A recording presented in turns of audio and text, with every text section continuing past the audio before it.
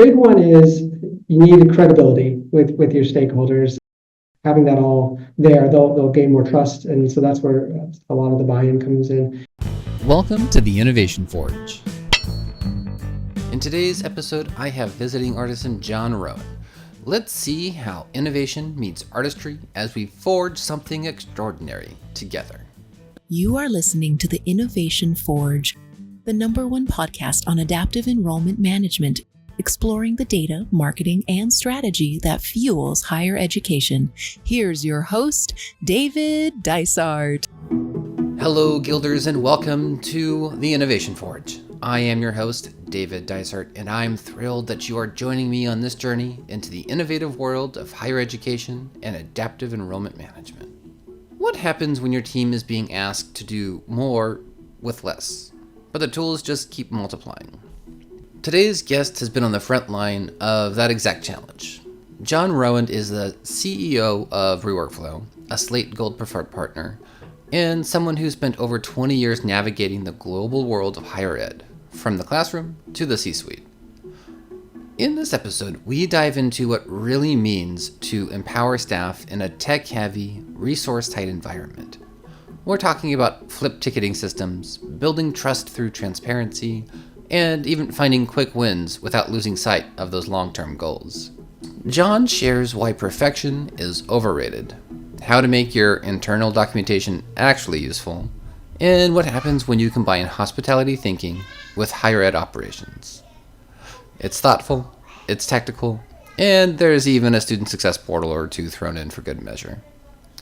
Let's see how staff empowerment takes shape today. Jon Rowand is all about puzzles, both the jigsaw kind, but also those that take him down the rabbit holes for improved office efficiencies and technical difficulties troubleshooting. His 20-plus year career in international higher education has taken Jon around the world and provided him with invaluable opportunities to wear a kaleidoscope of hats: English teacher, university lecturer, consultant, senior administrator, and service provider. He is now the CEO of Slate Gold Preferred Partner, ReWorkflow. Adventures include work, family, outdoors, craft beer, and watching all things sports. Hi, Jon. Hi, David. Thank you for having me. Oh, great to have you on here. Thank you so much for joining me. But, okay, so before we start talking about collaboration and staff empowerment, I do need to ask you about your podcast and your audiobook listening habits. You told me that you listen on 2 times speed, and that gives me so much anxiety. I got to learn more. Sure.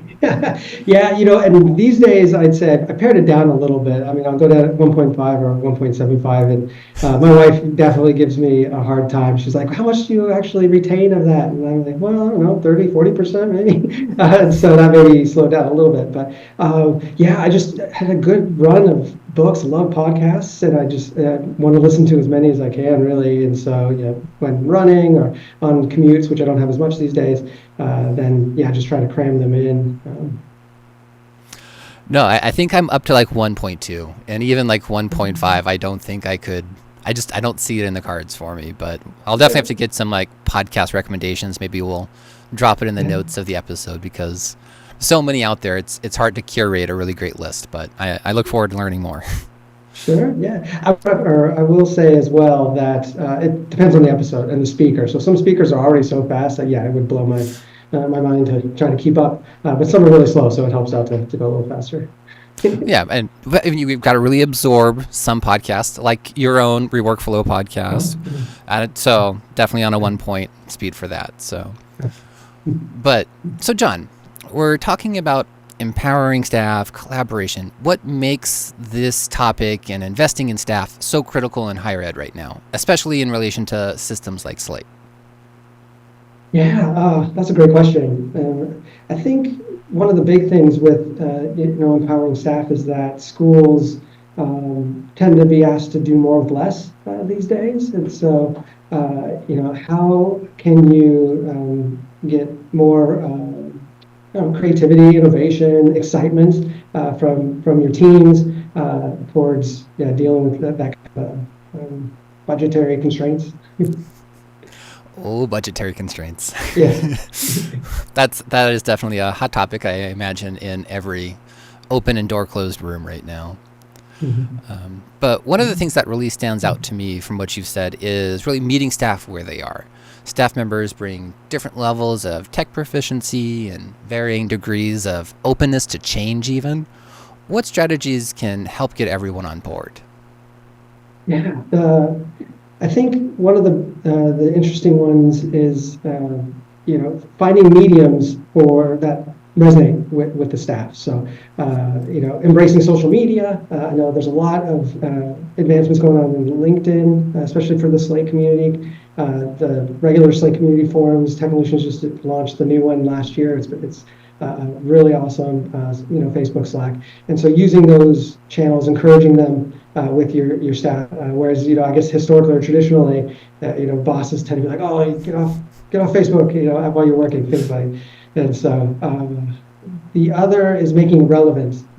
So any kind of technological improvements, not even just Slate, but just when you're bringing in automations or optimizations to the team, making sure that it doesn't burden them, or become more cumbersome than what it's trying to do to help with them. So finding out where their pain points are and addressing those and having those conversations with them. Yeah.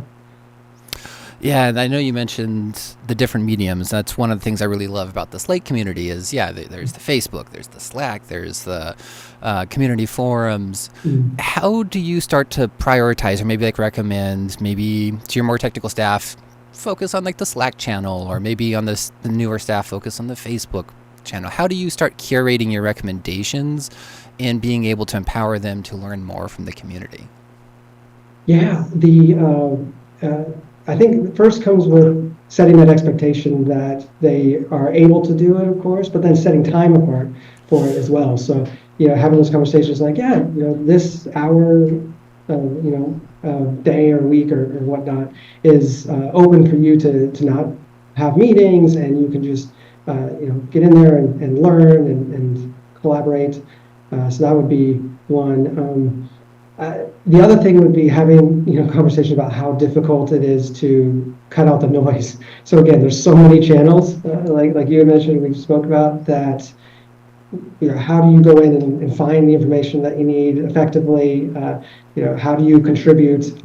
Maybe focusing on one that you like in particular, and then let the others kind of fall by the wayside for a little bit because we only have so much time. So those are a couple recommendations I would say. Yeah, definitely. It is. It's a blessing to have so many options, but that also does come with the other side of the coin of trying to focus on the most helpful pieces for your work. Could you maybe share an example of an institution that you've either worked with or maybe even your own that successfully balanced system upgrades and robust staff training, or maybe even the reverse, where that balance kind of fell short?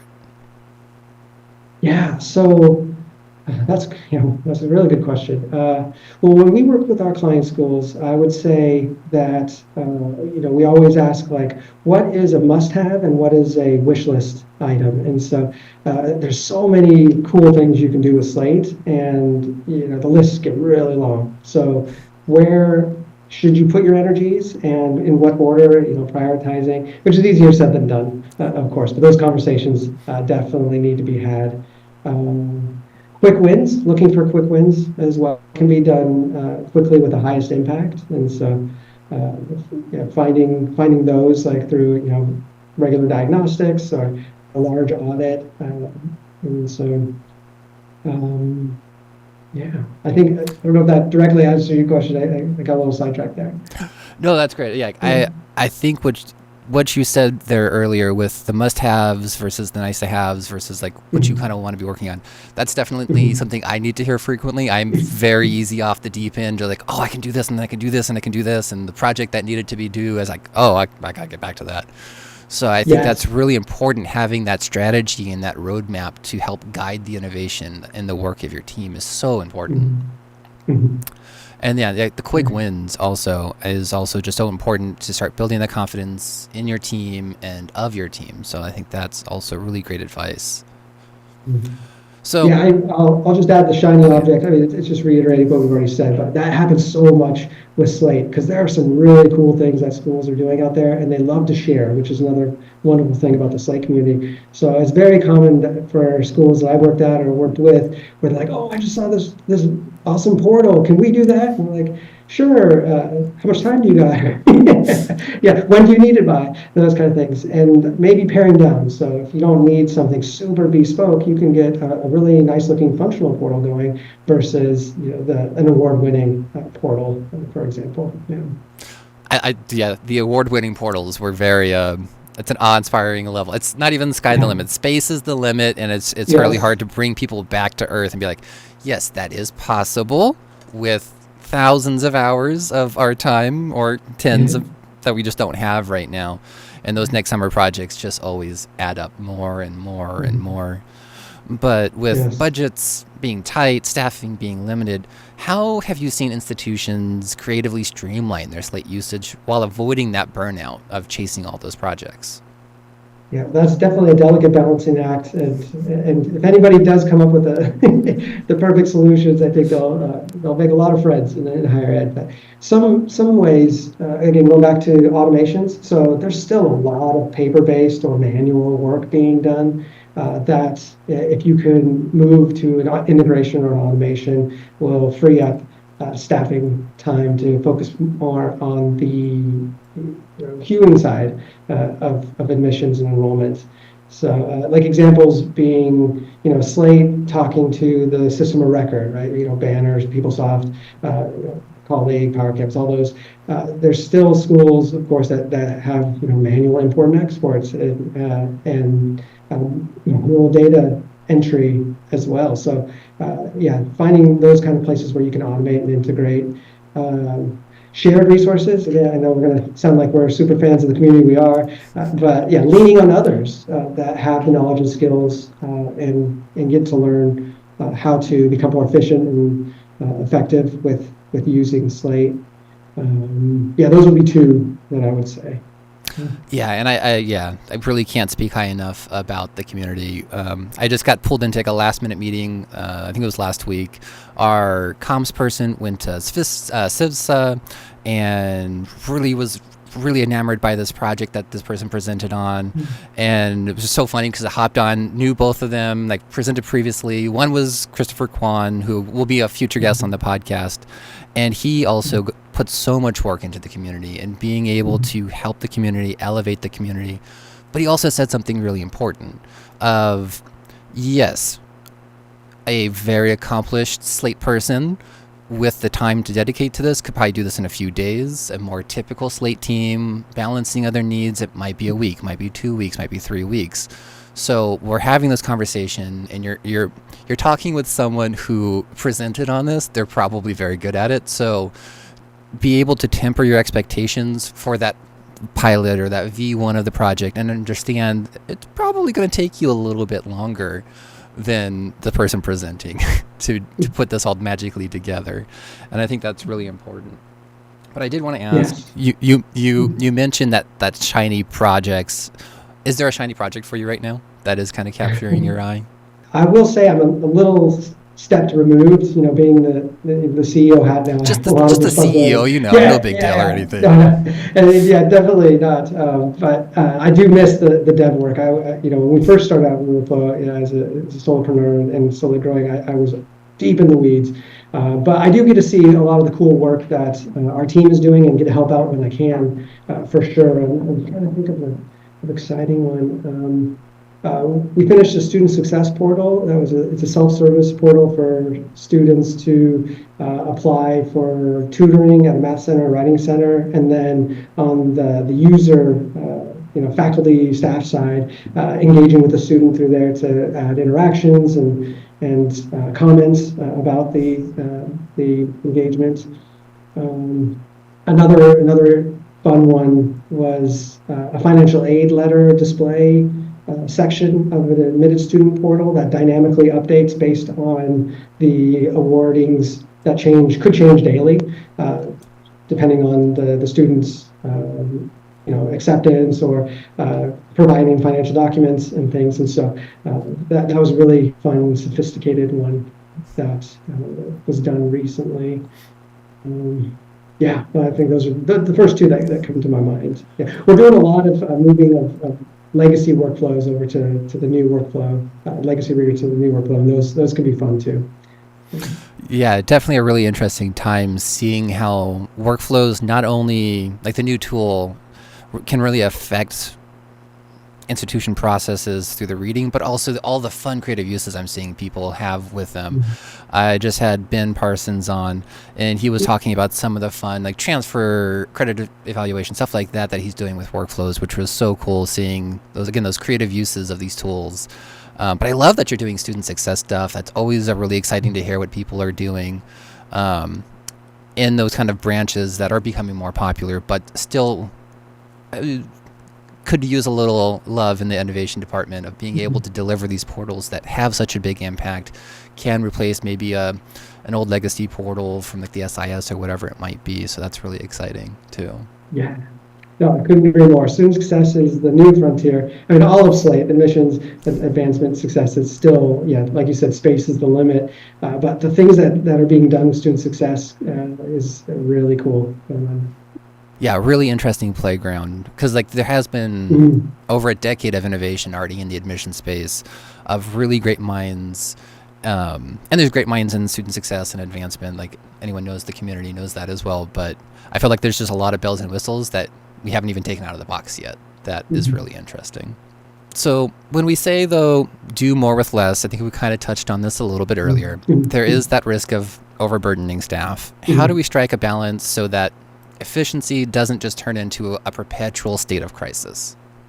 One that works for us, especially since we're like heavily into like help desk and Slate support side, is that having a system you trust for triaging requests. And so a lot of schools have their own as well. I know like IT departments tend to be like ServiceNow or Jira. There's a lot of free resources out there. We use ClickUp, others like Asana, Trello, those. And so finding a way to not have requests, centralize the requests, because I'm sure you could talk from experience as well. You get an email here, you get a phone call here, you get a head popping in and around the door here asking for things. It's like, okay, what did they ask? And so having that, and then that'll help with prioritizing. The other thing too is having those crucial conversations with your team and your supervisors about your workload. So don't just keep it in and let the stress take over. But when you get requests coming, especially ones that need to be done like yesterday, if they ask for that kind of deadline, then having the conversation about, well, okay, here's what I have on my plate right now. What did I expect to get it done by this time? What should I move to take on this urgent task so that I can get that for you? And so having those conversations, don't keep it to yourself. Yeah, definitely ask for help. Yeah, that is so important, because there are so many kind of shiny hallways and whistles that you can pick up, and you just want to focus on that. Being able to have an open relationship with leadership, your supervisor, your teammates, of understanding like, yes, this is kind of the bottleneck that's currently happening, and we can put something priority, but understand that then is going to offload other stuff that was also a get to me yesterday ticket. And yeah, I personally have always had a probably irrational concern, but like you said, there's been so many presentations and conversations around like using Slate as a help desk or using other project management tools to kind of help bundle those. And I definitely want to make sure that we can balance that kind of more formal operationalized request system with that kind of hallway innovation that just kind of sparks when you're having a conversation with a teammate in the hallway or on a Zoom. How do you approach being able to utilize that framework, that infrastructure, to keep things a little bit more formal or responsible and respectful, but also keep the innovation going that can happen in those kind of spontaneous, spur of the moment conversations, and leave room for those as well? Yeah, that's great. A great point. Something that we do is, and this goes back to meeting your staff or meeting your team where they are, is with our partner schools, we don't. We have email support, but sometimes they'll send a chat message. We've even got phone calls as well, and so really. Now I know some would shy away from that because they're like, oh, that's just so much to manage. But what we found effective is just we get good at creating tickets versus relying on the end users to create the tickets. And so, for example, when we're on a meeting with a call, we're all trained on, okay, how can I create a ticket at that point, and then how to go back to it and adjust it if needed, instead of asking the partner school to go on and create the ticket and get back to me. So trying to less the friction for them, and then they feel more comfortable. To come by the water cooler or pop their head in the door because you're not stressed and be like, oh, why don't you just send me an email? That is really interesting. I like that idea of keeping open lines, but having the team be able to more frictionlessly create those tickets. Again, offloading some of the work from your end user to your team. But do you think that kind of development of that idea has come from kind of the staff augmentation of ReWorkflow? Is that something you were doing before? What is the inspiration for that? I don't think at least I haven't heard in the community other folks doing it like that. So that's really interesting. I like that idea. Yeah, I think it definitely has advanced from our work with ReWorkflow because having multiple schools at a time coming in with requests makes you learn faster. But I will say I started developing this personally at previous institutions that I worked at. I'm thinking of Columbia University and University of Dartmouth specifically, where we were the operations team, so we would get these requests. And full honesty, at first I was super stressed, and I was like, something's got to change. And so that's where I started reading books and listening to podcasts and things on these kind of topics as well. Just operational efficiencies and those kind of topics, and then just learning it as you go. Yeah, that's really interesting. So if anyone else was interested in maybe that flipped or inverted ticketing system, is there a couple pieces of advice, or if there was like a book or a podcast episode that did kind of help clarify or really put that into focus for you? Or if that's a future episode on the ReWorkflow podcast? Yeah, that's a great idea for a future episode of the ReWorkflow podcast. The one book that just comes to mind off the top of my head is Unreasonable Hospitality, and I'm forgetting, I want to say Gino.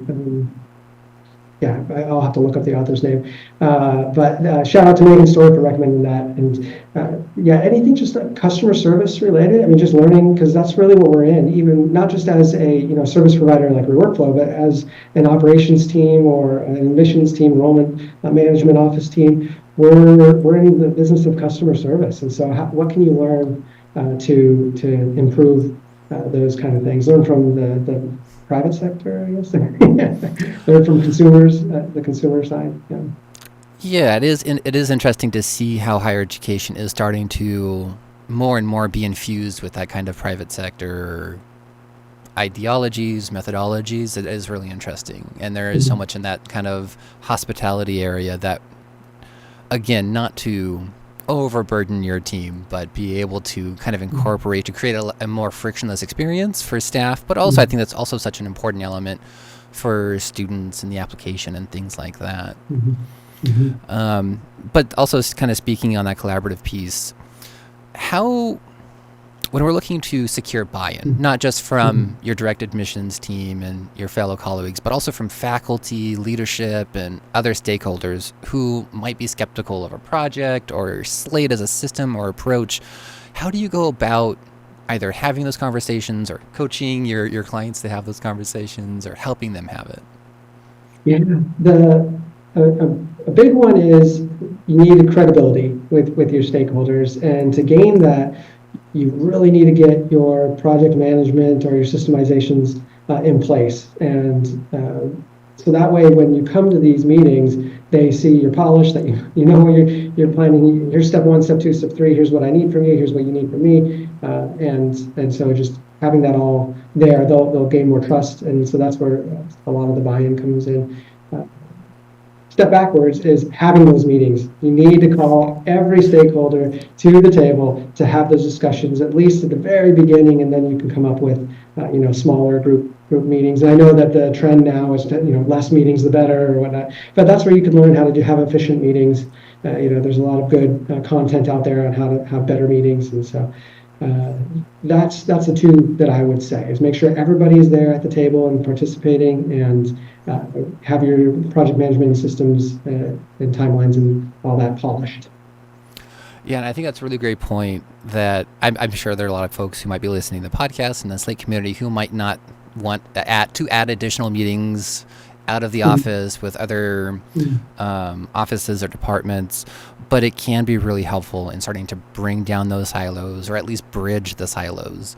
And I know that's something that was really helpful when we started doing more student onboarding, and that allowed us to kind of incorporate Slate more in like the housing application and a new student portal and all of these pieces that other offices just don't know the power of Slate, or they don't know the ability for you to deliver a really positive student experience, positive staff experience. Would you recommend finding a project to kind of start opening those doors to those meetings, or just to start having those? How do you even, again, 3 more steps backwards, how do you even start having those conversations or being able to set the stage to encourage those meetings? Yeah, I think if you can, and if you're starting from scratch, then you won't have this. But if you can do case studies at your school where you just write a couple, it's like, this was the need that we had, and this is the project, this is the solution we went, this is how it went, and then you can have that readily available for people to read. And then, I guess like you were saying before, it's not just about being at your desk. It's like you got to get out of the office, and so. Visiting those other departments, invite them to yours, of course, too. But walk around, go and see. Even if you're remote, virtually have those calls, meet and greets, get to know the different personalities. Like in the student services office or in housing, orientation. In addition to admissions or enrollment, I'm always coming from an admissions enrollment side for my background, so and. Like you're saying, communicating that Slate is not just an admissions tool. It can fill a lot of needs for different parts around the campus, and so that would be my recommendation. Again, not easy for sure, but especially if you're an introvert, it is also harder, right? Very, very introverted. And I imagine that's probably at least somewhat common trait. I mean, I know that we do have a lot of great members of the community who are coming from the admission counselor side who might not be quite as introverted, and it might be a little bit easier of a first step for those folks. But introvert building relationships across campus is not always the easiest thing. Definitely. No, totally true.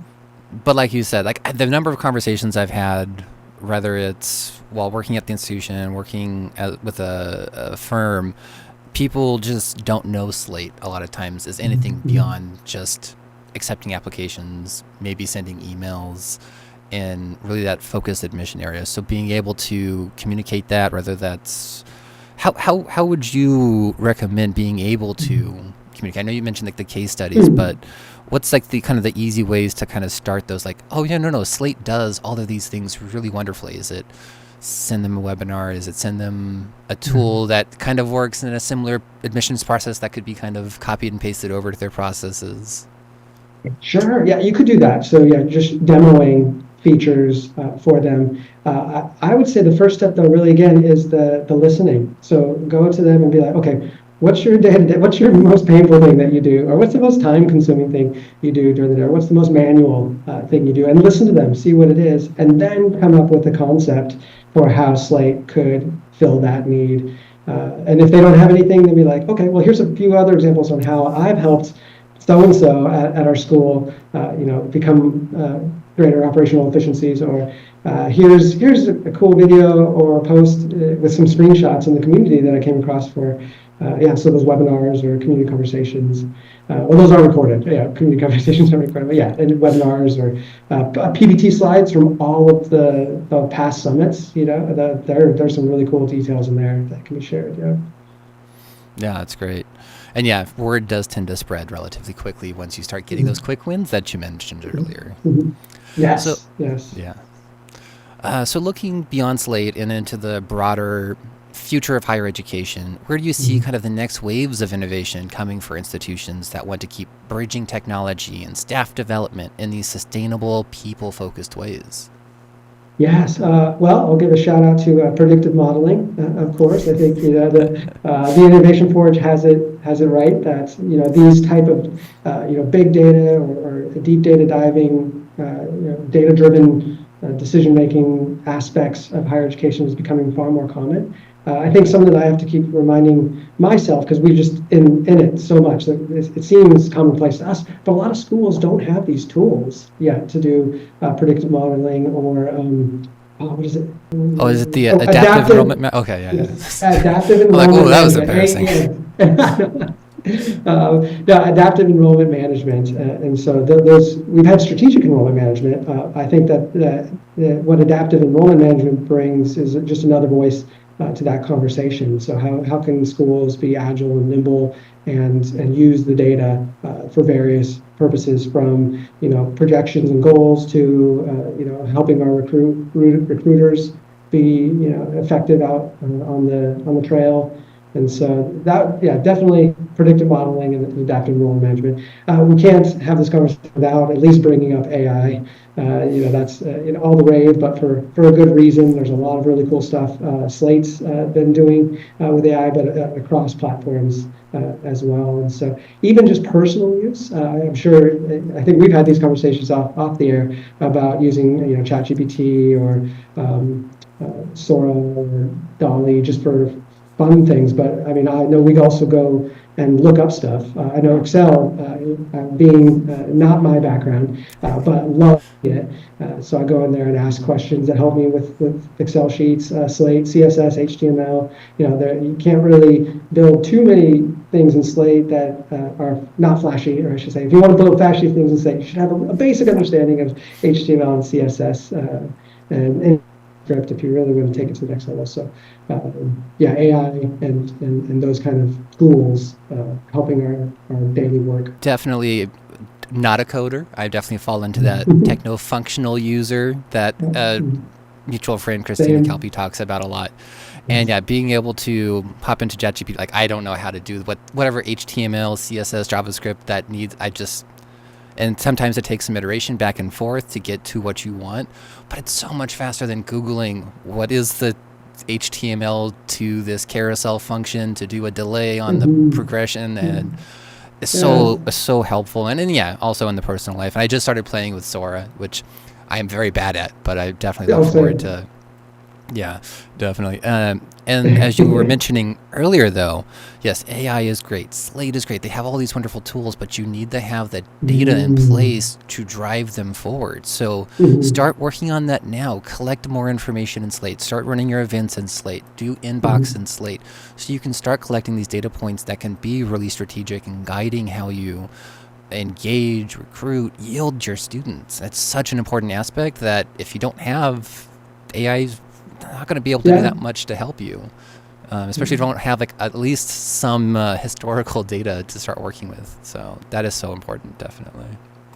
100% agree. And we're seeing that too with schools that we partner with for multiple years now. So they're starting to get those year-over-year data. So some schools are lucky, they might have it in their old systems of record or their former CRMs, but some don't. And so it takes time, so patience. But yeah, start now and start building the data quiver. I'm sure there's a more technical term. Your data warehouse. Yeah, data lake, data warehouse, so many different data reservoir terms that we're dealing with now. Yes, exactly.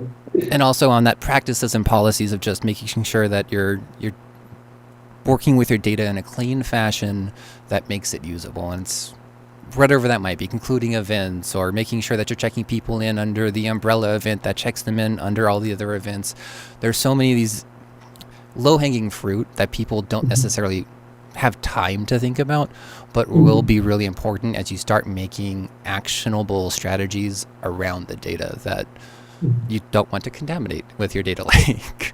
Yes. Yes. I'd say too, like, going back to the top of the you have in the book, and we talked briefly on here, is again, we're talking about the technologies, but it's about investing in the people and the processes as well, right? So yeah, great, you got the data going, but you definitely need human eyes, as good as AI is. I don't know, maybe someday it won't, it'll replace this for humans too, but the human touch to make sure that the data stays clean, that it's keeping an eye on, where discrepancies can come in, or and all that. So investing in people and process is also very important for the future of higher ed.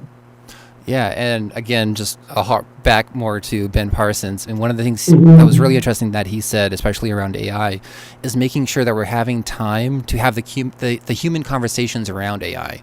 What does AI look like in your role? What does this look like for our office strategy, and what does this mean for staffing going forward? What does this mean in assistance and professional development, all of that? And there's so much of a rush to, like, okay, we need AI in the office, we need to be doing X, Y, and Z with it. But making sure you're taking that time to understand how it works with your workflow, with your staff, making sure your staff are trained and knowledgeable and understand what this means for their career as well. That's so important too. Well, thank you so much for those insights. I'm glad we could share those with the community. While you're here, though, I'd like to get your thoughts on another question for our segment, Molted Metrics, diving into data analytics and predictive modeling to see how the hottest numbers shape decisions and strategies. And this is I think we were initially thinking about this as maybe an episode topic with us, but like, when should folks start bringing in Slate data into external systems? Maybe that's Excel, Tableau, Power BI, whatever you're using for your data mining, visualization, working with the data. When are you seeing those really optimal times to start using them? Yeah, so I'm one of the biggest fans of Slate, so this is not to speak poorly of Slate at all, but really the delineation, or the choice between the two, is like Slate is really good for quick, actionable driven insights. It has some limitations compared to the more powerful, robust tools that's all they're dedicated for, like you mentioned, Tableau, Power BI. And so if you need more complex data storytelling, or you need advanced predictive modeling, then starting in Slate to collect the data, but then bring it into those other tools. I'd also say those other tools tend to be a little bit more user friendly for senior leadership, I'd say, the layperson. And I'm thinking of Tableau and Power BI especially, that you can create really cool dashboards that are very friendly to toggle and drop downs and whatnot. And so those are good. And then Excel is just arguably still the most powerful, when you know what you're doing with it, most powerful advanced types of data mining and visualizations. Yeah, and I love that element you talked about, which is that complex storytelling. Because there is so much data floating around, and you can put it into a report or a query that allows people at more of a glance, higher level, start engaging with the data. But unless you're able to craft a narrative around your data, whether that's to senior leadership or whoever it might be, or even in like communications to students and whatever it might be, student success after college, whatever that might be, being able to craft that narrative around your data is so important. I would love to also get your perspectives on that as well. I'll start by saying that it's really, from my experience, it's not hard in your leadership that they need a dashboard, or have the data at their fingertips, right? So it's making what they can use easily and not have to always ask questions, or they want something that they can use and just run with it, and then go to the board or go to the president, and then not always have to come back and ask the business analyst to translate it for them, right? And so for the storytelling aspect, I guess, and now full disclosure, I'm not a data analyst by trade either. I'm not a trained data analyst, but what has been, I guess, persuasive for me is finding out more about the student journey from the first contact all the way through to their final decision. And hopefully that's alumni and beyond, of course, for every school, but having ways that the senior leadership can tell that story. So they say, like, for example, 40% of all students who started the application made it to the decisioning phase, and then from there, 20% accepted at the admitted offers, or and so that story versus just numbers. Like we have 1,340 admitted decisions. That's where I would probably go with that. And as institutions, I'm definitely noticing an uptick in data governance committees and being able to have more either robust or formalized data sharing policies and practices. How would you start navigating that environment? Because like you said, being able to continue that journey beyond your office, whether that's student success, advancement, alumni engagement, how do you start building those relationships? Again, as an introvert, I would love to know. How do you start building those relationships to use that data to create that broader narrative? Yeah. So give a shameless plug to our season 2, episode 1 that we just did recently for the ReWorkflow podcast, where we talk about that, using Slate for data and when it doesn't match. That's the question that the senior leader was asking, why is my data in our SIS not matching our Slate data? And so that's really, again, where the stakeholders come in. Oftentimes, it is maybe just a tweak in a filter or something that will fix it, but it really could be shared definitions issues.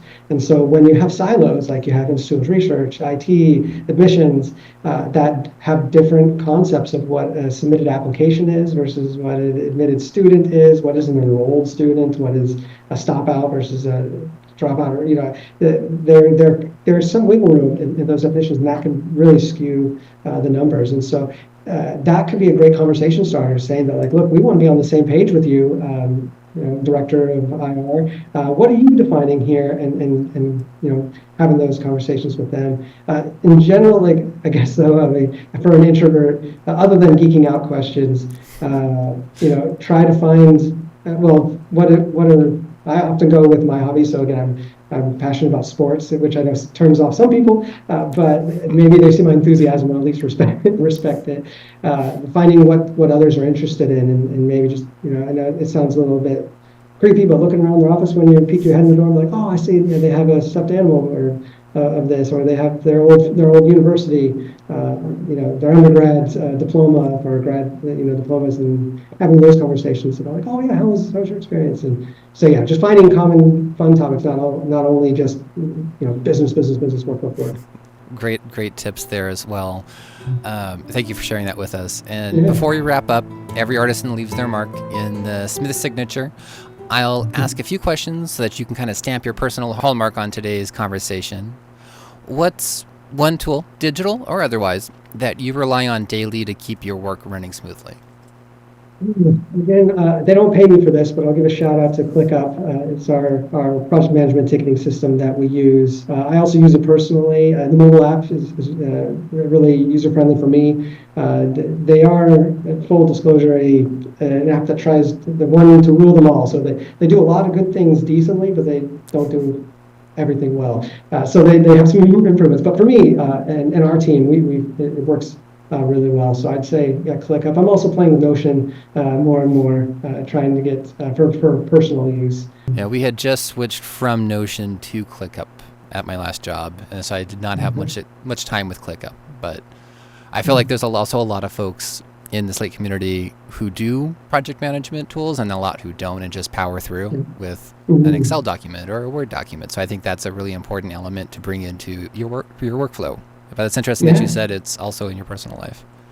Yes, we use it. Ben and I, we use ClickUp a bit for our family stuff and fun stuff. Yeah, that's really interesting. I'm gonna have to pick your brain on that afterwards. Yeah. So what's a recent trend, tech, or practice that you think will shape the future of higher ed admissions?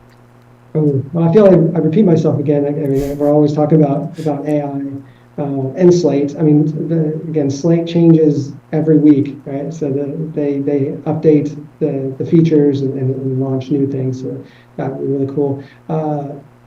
I think social media really is going to do a lot of changing. And maybe this is just because I've recently gotten into LinkedIn.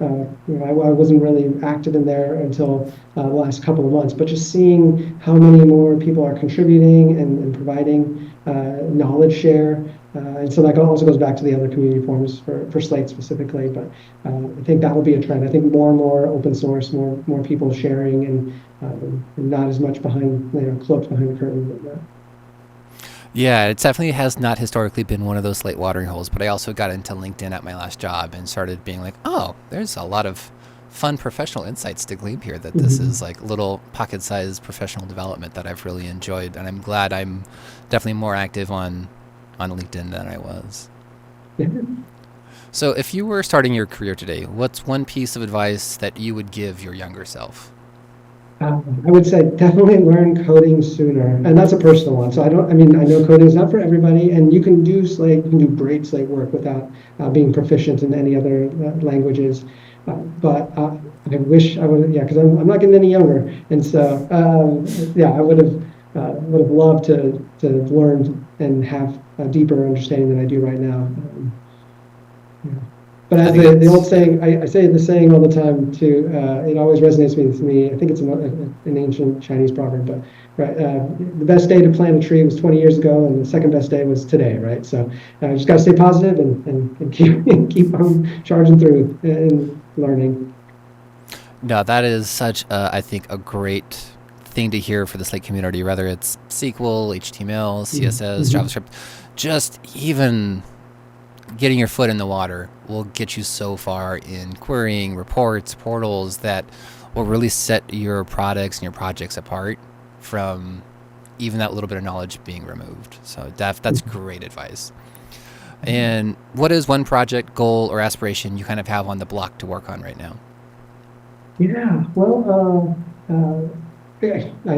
LinkedIn's going to start wondering if people are going to wonder if LinkedIn's paying for me. But trying just to get more out there, share more knowledge, our resource. And so I've been behind, and resources are wiki, our open source wiki that we share with the community. So I definitely have those two on my blog. What more value can I bring out to the community and the greater world? So again, we're definitely not CRM agnostic. We're all in on Slate, but a lot of the things that we learn are translatable and transferable to other aspects of higher education or just operations in general. So, and having those conversations, building the network, and doing shows like this with cool people like you.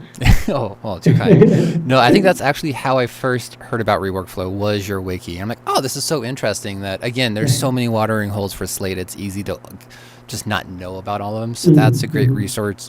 And I feel like even seeing your website from, whether that's the institution side or even the vendor side, I love what you're doing as a gold preferred partner, being more transparent with like pricing. And I love that it's like the staff augmentation, but it's also more dedicated services. And I just think it's one of the more interesting players in that space.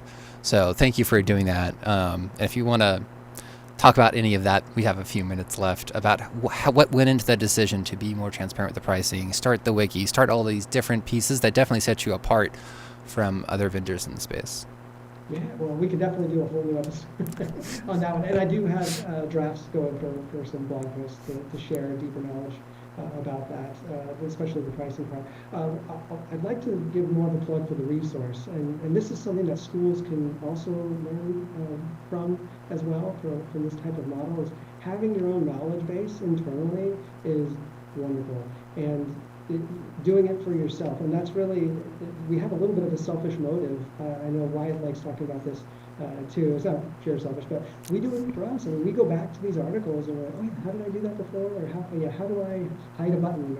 Or we have a really cool article on ticketing systems in Slate that just keeps being added to for when we hear other examples. And so that's really what when Wyatt came up with the brainchild, even before ReWorkflow, that's where he was going. He's like, I wanted something that I can refer back to and then share with others as well. Because if we get value from it, no doubt other people will too. No, and there's just, it's always questions being asked, whether it's on the Facebook group or whatever it might be. What are folks doing to training? How are you documenting? How are you keeping up with like the very fast pace that Slate develops, new features, new user interface, new design elements? How is the community keeping up on this? So it's just a really interesting, innovative, and unique way that I'm seeing that you are doing that, like you said, could be transferable to even just as an office, being able to maintain this kind of internal system of how you're doing things is really, really great. So definitely, everyone, go take a look at that. Yeah. And to give one more barrier overcomer or motivational portion of this is, it could be overwhelming, especially come and look at our site and see like the articles of life, right? Especially like, wow, I can never do anything like that. What really gets us over the hump is being comfortable with imperfection. And so you don't need to sit there and spend hours and hours writing an article. Just get it up there, and it's a living document. It's not, you're not publishing for posterity completely where you can't go back and change things. Just if you're doing it with your office and let your staff know, like, you're not going to be punished for typos or errors, anything. Just get some, a couple sentences up here, and then we can just build off of it, and snowballs after that. Yeah, and just that's so transferable to just projects of like, let's get a project on its feet, let's get it out the door, let's start using it. We'll see what needs to happen, how it's going to evolve and become a better project, but just get it out there and start using it. Whether it's a Slate tool or the training documentation, that's such good advice. I think, again, so many like nuggets. I need to like do a supercut of all these really great things that people just need to hear. That'll be really great. Oh, I love it. Yeah. And if listeners did want to reach out to you, whether it's to work with you or connect with you about what you talked about today, where is the best place to message you? I'll be sure to add that again to the show notes, and also the unreasonable hospitality. I'll definitely get that in the show notes as well. Yeah, and if I think of another book or two, I'm sure I will once I get off our call here. I'll send them if that'll be helpful. LinkedIn again. I'm on LinkedIn pretty regularly. You can email me. You can find us at ReWorkflow.com, and our team's up there, and it has all of our information. Happy to answer emails. I'm trying to get back into the Slate community forums more.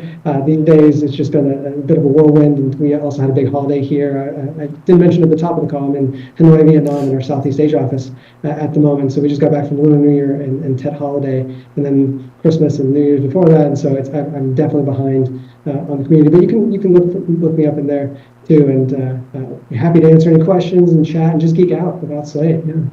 That's great. And I guess for our fun introduction chat, I could have mentioned that you lived in Vietnam, not just that you listen to 2-point speed audiobooks.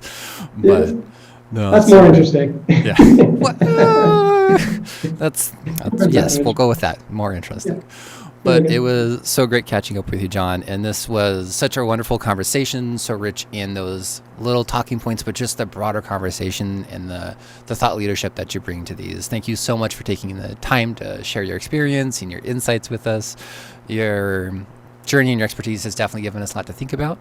So thank you again for joining me on the show.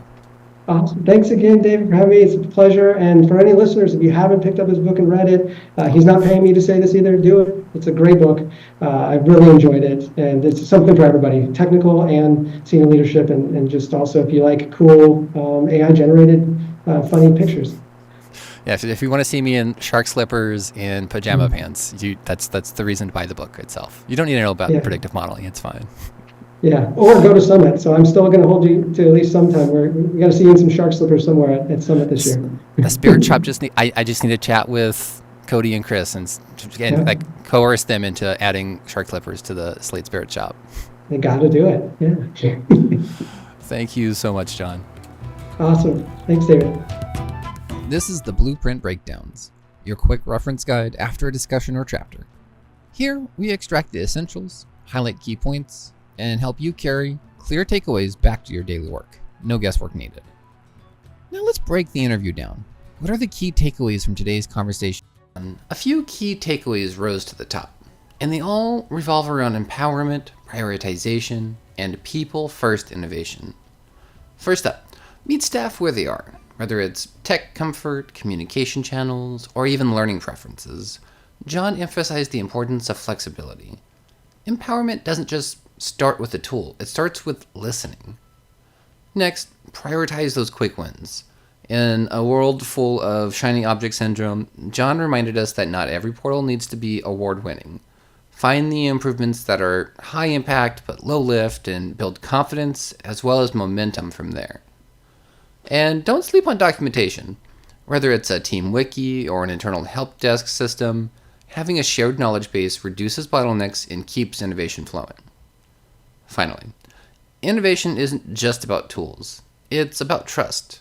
From flip ticket models to stakeholder buy-in, Jon made it clear. Strong systems and strong relationships go hand in hand.